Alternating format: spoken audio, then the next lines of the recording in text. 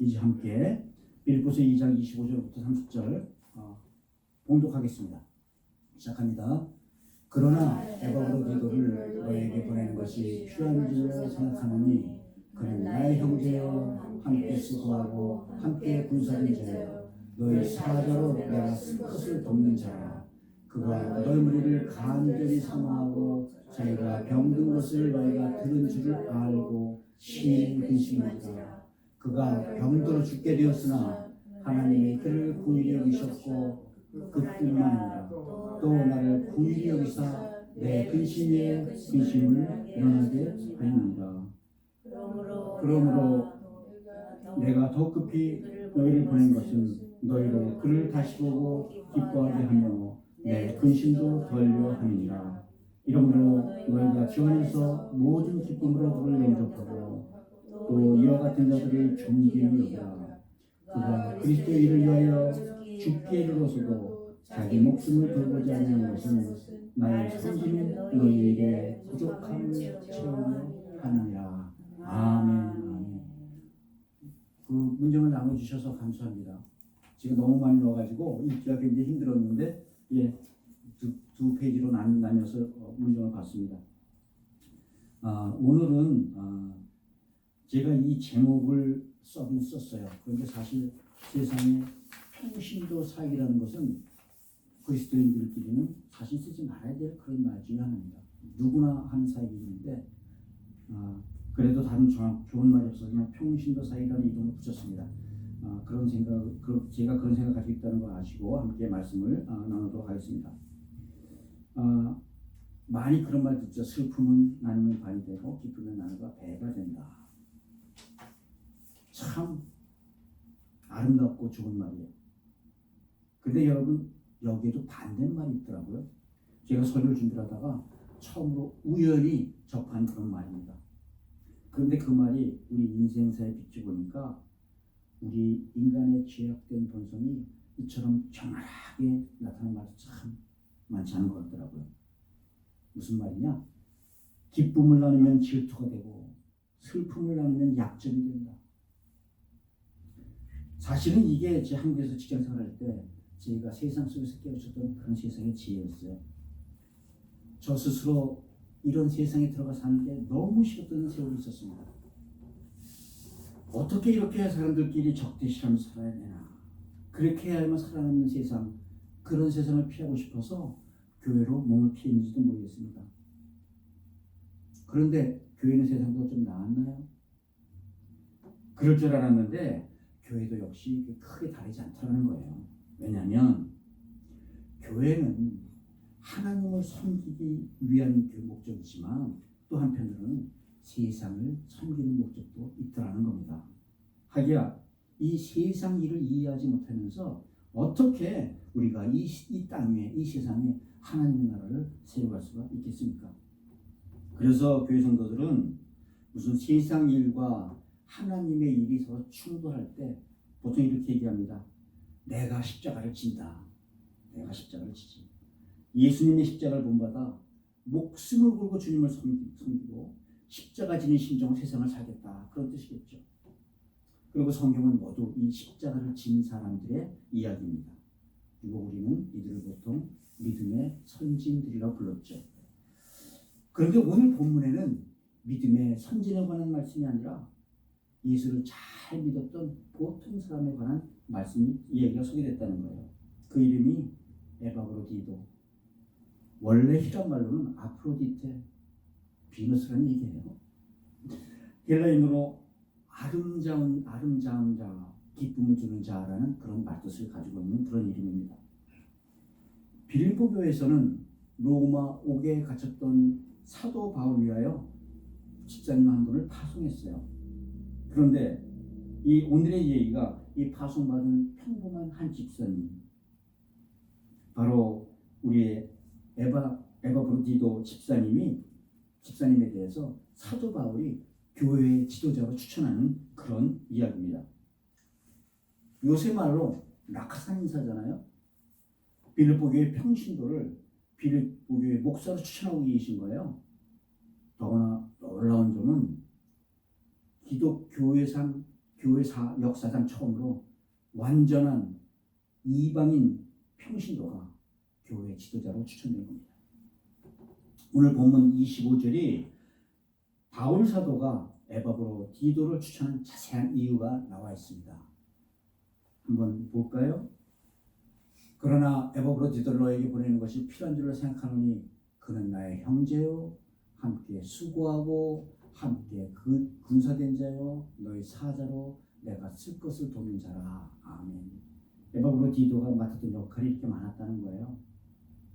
True brother, faithful worker, courageous soldier and messenger. 이게 성경 원문에 나와 있는 말씀들입니다.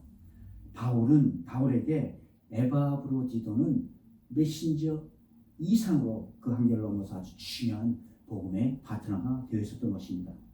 우리 모두 평신도로서 그리스도의 몸된 교회를 세우는데 서로 중요한 파트너의 역할을 감당하는 은혜가 임하시기를 주님의 이름으로 축복드립니다. 오늘은 이 평신도 사역자 에바브로디도가 몸소 실천한 자기를 비우고 그 빈자리에 예수 그리스도로 채우는 이 체험의 삶을 통해 성도의 섬기는 모습에 관한 말씀을 함께 나누도록 하겠습니다.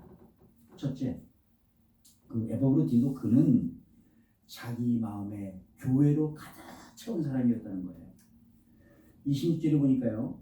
그가 너희 무리를 간절히 사모하고 자기가 병든 것을 너희가 들은 줄 알고 심히 근심한지라. 무엇보다도 에바브로디도는 교회를 위하여 사랑하는 교회를 위하여 근심하는 삶을 살았다는 겁니다. 우리 지난주 말씀 기억하시죠? 나의 이기적인 자아를 다스리는 방법이 상대방의 사정을 자세히 알고 진실하게 그를 보살펴 줄 때 나의 자아도 다스려진다.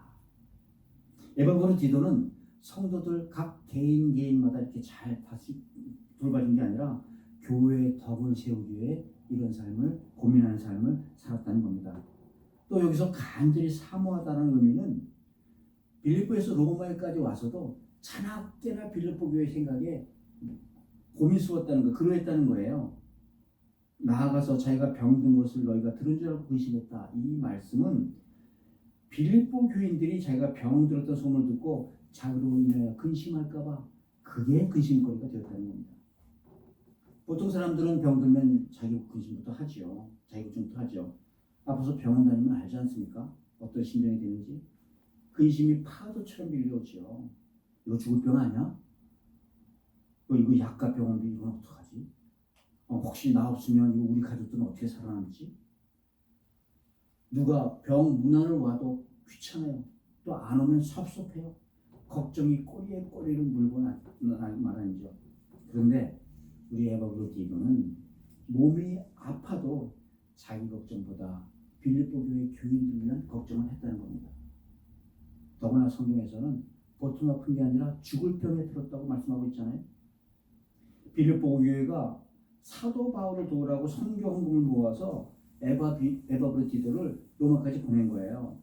사실 빌립보에서 로마까지 오는 길이 약 당시 석 달 정도 걸리는 아주 험한 길이었다고 합니다. 아마 여행이 힘들어서 여독이 심하게 들렸든지 자기가 그냥 죽을 병에 걸려버리고 말았다는 거예요. 사도 바울을 도우라고 보냈는데 오히려 자기가 병석에 눕고 말았으니 자기를 파송한 교회나 사도에게나 누를 끼칠까봐 여러 가지로 근심이 되었다는 거죠. 자기 목숨보다 자기 건강보다 교회를 아끼는 그 귀한 마음이 훨씬 컸다는 겁니다. 그런데요, 이 근심에도 등급이 있다고 성경은 말씀해요. 자기를 위한, 자기 자아를 위한 근심이 있고 하나님을 위한 근심이 있다는 거예요.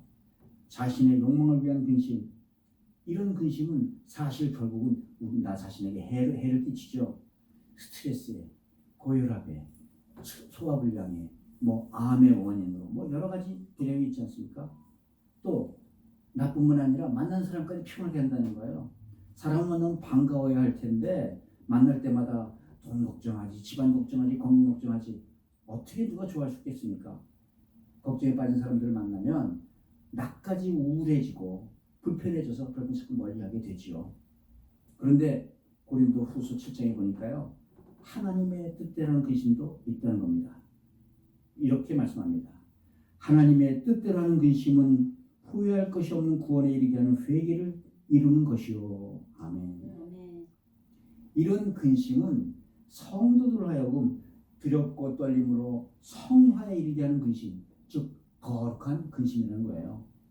그래서 세상적인 근심은 하나님을 떠나 영적인 사망에 이르는 그런 근심이 되지만, 거룩한 근심은 자신을 정결케 하여 구원에 이르게 함으로 하나님을 더욱 사모하게 하는 줄 믿으시기 바랍니다. 아멘. 그래서 이런 거룩한 근심은 더욱 하나님의 일에 열심을 내게 하는 원동력이 된다는 겁니다. 거룩한 근심으로 하나님의 뜻을 이뤄가는 우리 모두가 되신 줄 주의 이름으로 축복드립니다. 아멘. 그런데요, 더 놀라운 일은 에바브로가 이렇게 근심한 일의 원인에 관한 사도 바울의 진단입니다. 3절에 보니까요, 그가 그리스도를 일을 위하여 죽게 이르러서도 자기 목숨을 돌아보지 아니한 것은 나를 섬기는 너희 일의 부족함을 채우려 함이라. 너의 일의 부족함을 채우려 함이라. 그가 죽을 정도로 아파가면서도 사도 바울의 목숨을 건 이유가, 아무리 내가 스스로 사도 바울을 잘 섬겨보려고 애써도 자기들 생각에 부족하다고 여겼다는 거예요. 그래서 그 부족함까지 채우려고 자기의 목숨까지 걸었다는 겁니다. 아마 빌립보 교회는 에바브로 디도 편에 보낸 아마 성경금이 그렇게 충분치 않았던 것 같아요. 그런데 빌립보 교회는 벌써 이게 세 번째라는 겁니다. 지난번에도 말씀드렸듯이 두세 번, 한두 번 너희들이 보냈는데도 또 보냈다는 그 감사의 말씀이 우리 사도 바울로부터 나오죠. 25절에 보니까요, 그래서 에바브로 디도에 대해서 사도 바울은 이렇게 부르고 있어요. 너희 사대로 내가 쓸 것을 돕는 자, You messenger whom you sent to take care of my needs. Take care of my needs. 옥중에서 바울은 자유롭지 못하잖아요. 그러니까 여기서 needs라는 것은 우리 일상생활에 쓰는 모든 것을 말하는 거예요. 이렇게 필요하고 소용되는 일상생활의 모든 면을 도와줬다는 말이에요.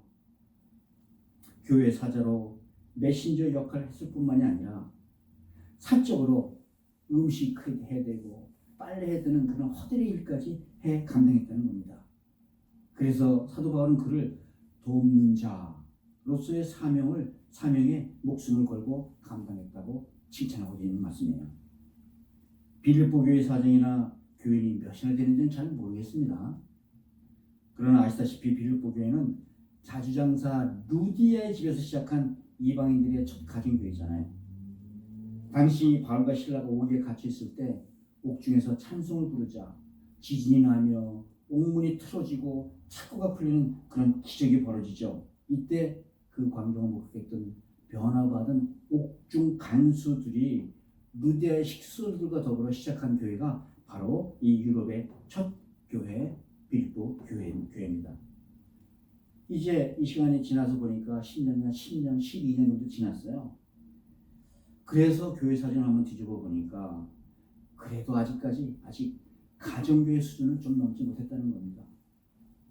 그런데 빌립보 교회는 사도 바울을 위해 선교 헌금을 모아서 에바브로 디도에게 맡겨주었고, 그는 온갖 어려움 끝에 빌립보에 있는 로마에 가서 사도 바울을 찾아가서 전달했다는 거예요.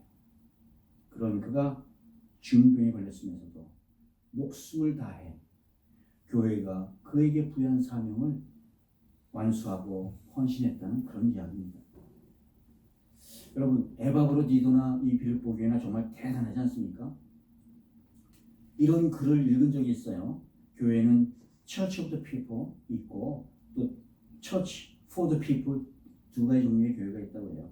Church of the People이라는 교회는 우리말로 바꾸면 백성을 위한 교회, 백성을 섬기는 그런 교회가 되겠죠. 듣기 참 좋지 않습니까? 그런데 여기서는 백성을 위해 좋은 프로그램을 많이 만들어서 백성에게 떠먹여준다는 거예요. 그래서 목회자는 그냥 배우, 교인들은 그냥 관람석에서 구경하는 관객. 그러니까 관객은 보고 즐기면 되지 절대로 자기가 무대에 가서 무엇을 할 필요가 없다는 겁니다. 반면에 Church of the People, 백성을 위한 교회가 아니라 백성의 교회도 있습니다. 여기서는 백성들이 무대 위에 올라오고 목회자는 관람석으로 내려간다는 거예요. 백성이 관람석에 앉아 목회자의 섬김을 받는 것이 아니라 목회자와 함께 무대 위에 올라가서 직접 하나님을 섬기는 것이라는 겁니다. 하나님은 자기 백성을 사랑하시어 우리를 주 안에서 형제라고 불러주셨어요. 동시에 하나님은 우리를 사용하시어 하나님 나라가 이루어져 가는 것을 보고 이를 기뻐하신다고 성경은 말씀하고 있습니다. 그래서 성경에서 에베소 5장 보니까 주를 기쁘시게 할 게 무엇인지 너희는 시험해보라 라고 말씀하시는 거예요. 어떻게 하면 하나님 기뻐하실까? 성도된 자는 누구나 이것저것 시도해보라는 말입니다. 그저 목회자는 거들 뿐, 안내자일 뿐, 성도들 스스로 누구나 하나님이 기뻐하시는 일을 찾아 나서라는 그런 의미의 말씀인 줄 믿습니다. 10년, 20년 교회를 다녔어요. 그런데도 아직도 누가 신방 좀 하나 내 마음이 텁텁한데 기다리고 있지 말라는 말씀이에요. 짬을 내서 밖에 나가 찾아다니며 다른 사람들 신방도 하고 주 안에서의 삶도 같이 나누고 그러라는 말씀이에요. 언제까지나 관객석에 앉아 나의 마음을 위로하고 나의 즐거움이나 찾으려 하냐는 겁니까? 시험받았다. 언제까지나 아파 힘들어 상처났어. 이런 영적 아이로 살겠냐고 하냐는 말씀이에요. 하나님을 믿고 행하는 자들에겐 그들뿐만이 아니라 그들의 후손까지도 하나님께서 상급을 주시겠다고 약속하셨던 사실 기억하시기 바랍니다. 아멘. 그것이 예배든 영혼 구원이든 사람들이 모인 곳에 찾아가서 사람을 낚는 어부가 되기를 시험해보라고 말씀인 줄 믿으시기 바랍니다. 아멘. 사랑하는 여러분, 여러분은 처치 포 피플에 다니십니까? 아니면 처치 오브 더 피플에 속하고 계십니까? 거룩한 근심과 목숨을 다하겠다는 그런 결단으로 하나님을 기쁘시게 하는 일을 찾아 나서는 여러분이 되신 줄 믿습니다. 아멘. 우리 모두 교회의 덕을 세우기 위하여 자기를 비우고 그 안에 교회를 사랑하는 마음으로 가득 채우는 성령님의 은혜가 임하시기를 주님의 이름으로 축복드립니다. 아멘. 두 번째가 그는 믿음의 전회로 가득 찬 사람이었다는 거예요. 25절에 보니까요. 함께 수고하고 함께 군사된 자라고 칭하고 있습니다. 즉 에바브로디도는 사도 바울과 함께 같은 목표와 같은 사명을 가지고 싸운 믿음의 전우다 라고 말씀하시는 겁니다. 여기 해병대 출신이 있는지 모르겠어요. 이런 말은 들어보셨죠? 한 번 해병은 영원한 해병이다.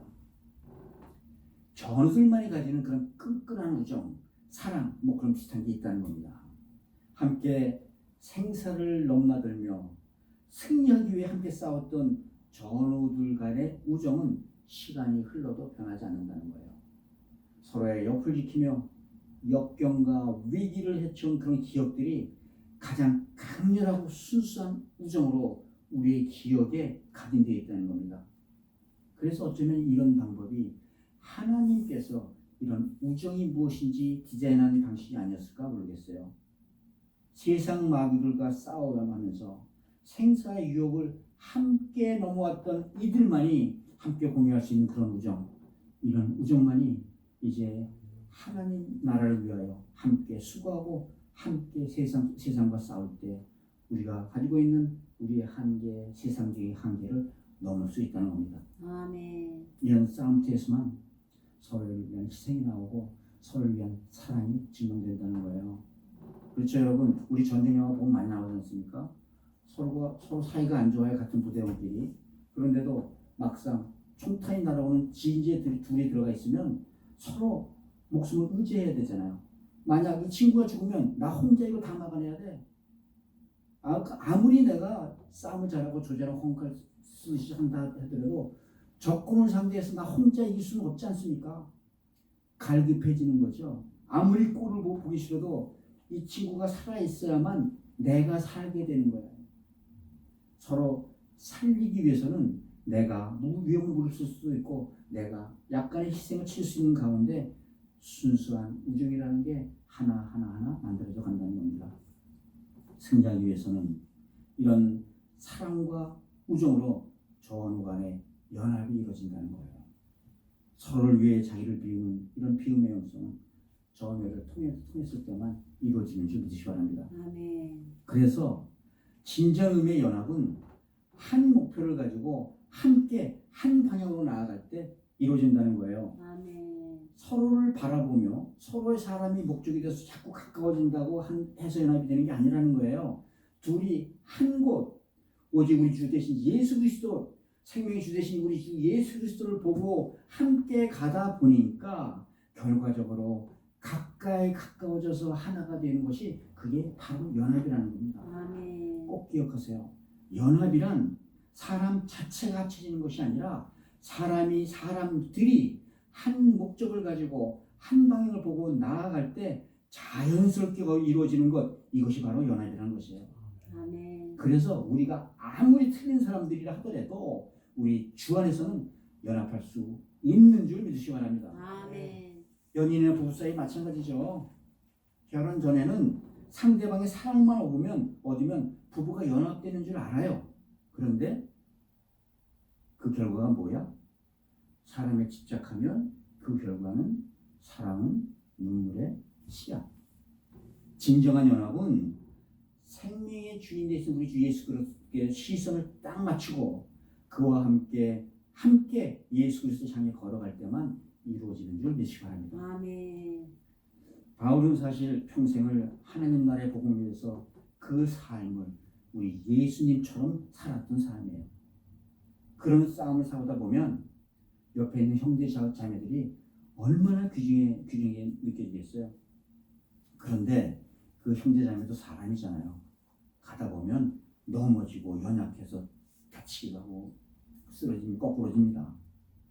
그런데요, 그런 연약함에도 그에도 불구하고 넘어졌다가 다시 일어서서 그리스도를 향해 꾸준히 걸어나가는 모습을 볼 때 감격스럽지 않습니까? 아, 저 친구 참 귀하다. 이런 마음이 우리 안에 들어오잖아요. 저도 쓰러지고 넘어졌던 기억이 있습니다. 하나님을 떠나야지만 겨우 내 육신이 숨을 쉴 수 있을 정도로 아득했던 그런 기억이 있습니다. 그때 하나님께서 직접 제 손을 잡아주시고 일으켜 세워주시고 다시 오늘까지 걸어가게 하신 것, 그 일로 인해 저도 제 주위에서 이렇게 쓰러지고 무너졌다 다시 일어나는 그런 성도들을 보면 너무 가슴이 애처로워요. 너무 가슴이 애틋합니다. 기도할 때마다 그들의 얼굴이 스쳐 지나가죠. 그 애틋함이 가슴을 후립니다. 근데 여러분, 좋은 교회란 이런 전회가 살아있는 교회인 줄 믿으시기 바랍니다. 아멘. 그러므로 교회는 확고한 믿음으로 한 사명을 가지고 선한 싸움을 하는 것이라는 거예요. 아멘. 이 선한 싸움에서 함께 수고하는 군사들을 더욱 구일하게 여기고 서로 더 소중히 여기시기를 바랍니다. 아멘. 에바브로디도와 사도 바울이 이런 관계가 됐다는 거예요. 옥에 갇힌 사도가 보기에 자기는 죽을 병에 걸려서 먹지도 자지도 못하면서 자기의 육신의 필요는 다 팽개치고 오직 하나님만을 기쁘게 하겠다는 그런 열심으로 그 결단으로 나서는 그 마음이 얼마나 소중했냐는 겁니다. 에바브로디도는 자기 일보다 이렇게 하나님 일에 우선으로 하는 하나님의 군사였던 것이에요. 성경은 디모데후서에서 이런 군사들에 대해서 이렇게 말씀하십니다. 군사로 다니는 자가 자기 생활에 얽매인 자는 하나도 없나니 이는 군사로 모집한 자를 기쁘게 하려 함이라. 아멘. 교회는 서로를 위해 희생하는 전우들의 우정 위에 세워진 그리스도의 공동체임을 믿으시기 바랍니다. 아멘. 사랑하는 성도 여러분, 교회는 믿음의 군사들이 함께 싸워서 세운 하나님의 집입니다. 아멘. 우리를 향해 성난 사도들처럼 달려드는 그런 사단으로부터 성도들 서로를 지켜주는 믿음의 전쟁터이기도 하다는 겁니다. 그리스도를 대장 삼아 세상이라는 이 전쟁터에서 승리하는 은혜 누리시기를 주님의 이름으로 축복드립니다. 아멘. 세 번째로 그는 교회의 기쁨이 되는 사람이었다는 거예요. 28절에 보니까요. 그러므로 내가 그 피부를 보낸 것이 너희로 그를 다시 보고 기뻐하게 하며 내 근심도 덜려 함이니라. 아멘. 무엇보다도 에바브로디도가 사도들에게는 또 교인들에게는 기쁨이 주는 사람이라는 거예요. 에바브로디도가 사도에게 나타났을 때 그는 사도 바울에게 큰 기쁨이 되었어요. 또 그가 다시 빌립보 교회로 돌아갔을 때 빌립보 교회의 큰 자랑이자 큰 기쁨이 되었던 겁니다. 우리가 기뻐할 때 우리에게서 근심은 사라져가는 것이에요.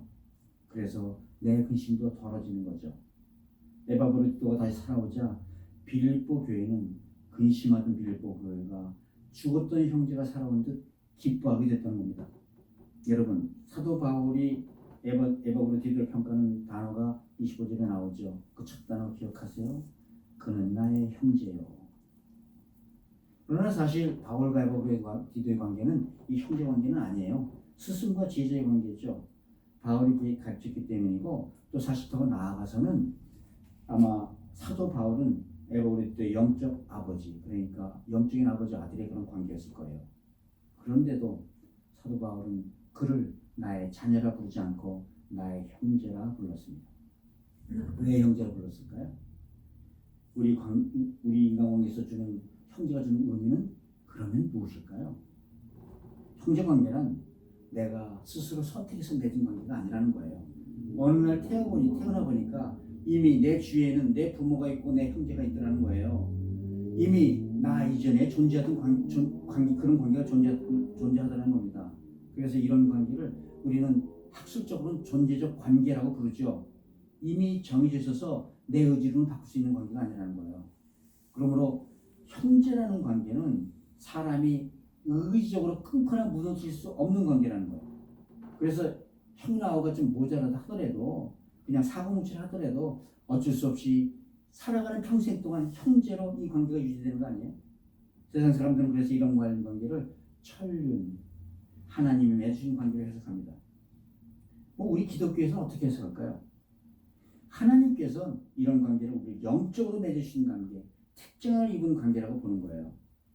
태초부터 하나님께서 우리들 사이의 관계를 이런 형제 관계로 만들어 놓으셨다는 겁니다. 아멘. 믿는 자는 누구나 한 아버지의 아들이므로 교회 안에서 누리는 관계의 본질은 형제 자매라는 거예요. 우리가 마음에 든다고 취하고 마음에 안 든다고 버릴 수 있는 관계가 아니라는 거예요. 좋든 싫든 하나님 아버지께서 우리의 의지로는 깨지 못하도록 허락하신 관계라는 겁니다. 아멘. 배우자 관계도 마찬가지예요.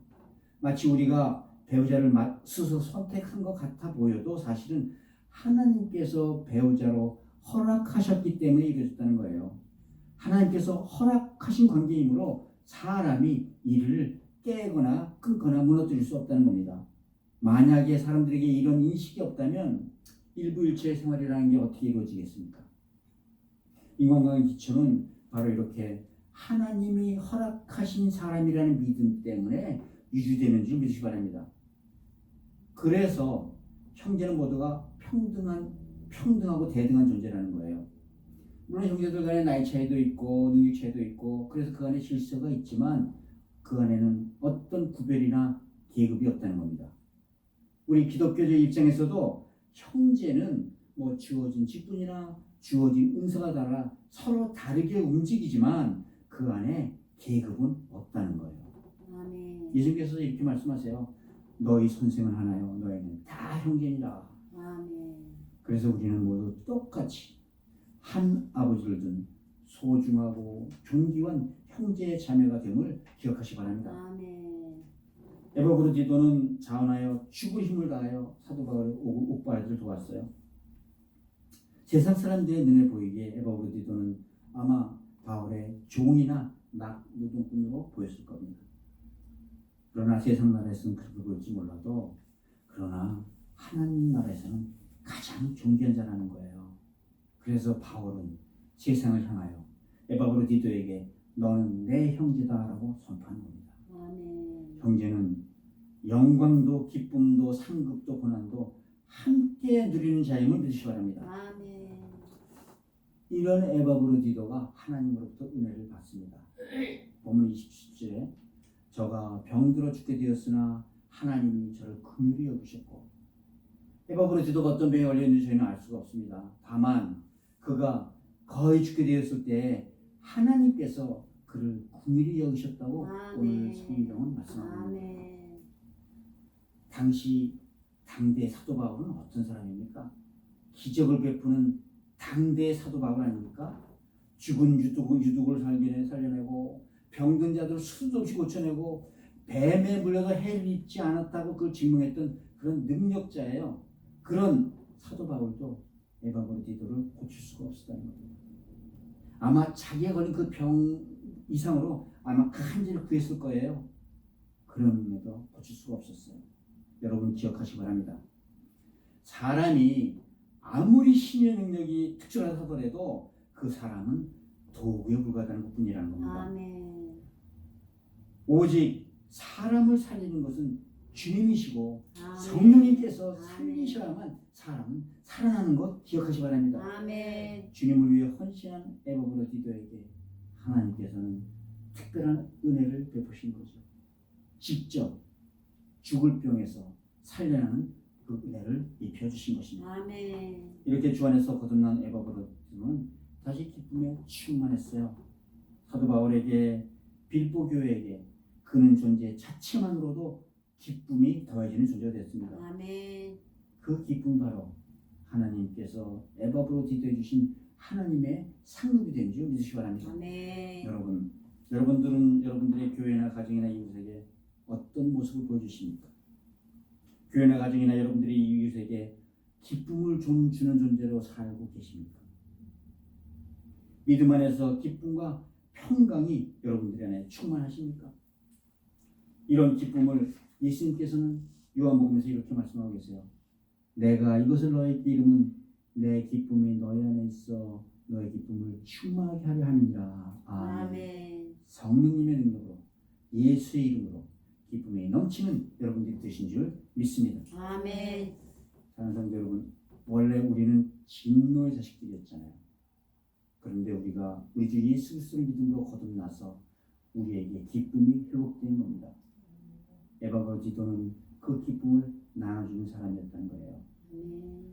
오직 예수 그리스도 기쁨이 우리 안에 충만할 때 우리도 기쁨을 나눠주는 사람이 될 줄 믿습니다. 아멘. 우리 모두 주 안에서 기쁨을 주는 형제자매들 다 되시기를 주님의 이름으로 축복드립니다. 아멘. 말씀을 맺겠습니다. 제가 즐겨 부르는 복음성가 중에 나 주님의 기쁨이 되기 원하네요라는 찬송이 있어요. 나 주님의 기쁨이 되기 원하네. 오늘은 2000년 전에 에바브로디도라는 한 집사님에 관한 이야기를 말씀을 보았습니다. 에바브로디도 집사님은 모든 상황이 어려운 가운데서도 자기가 받은 사명에 충성을 다했어요.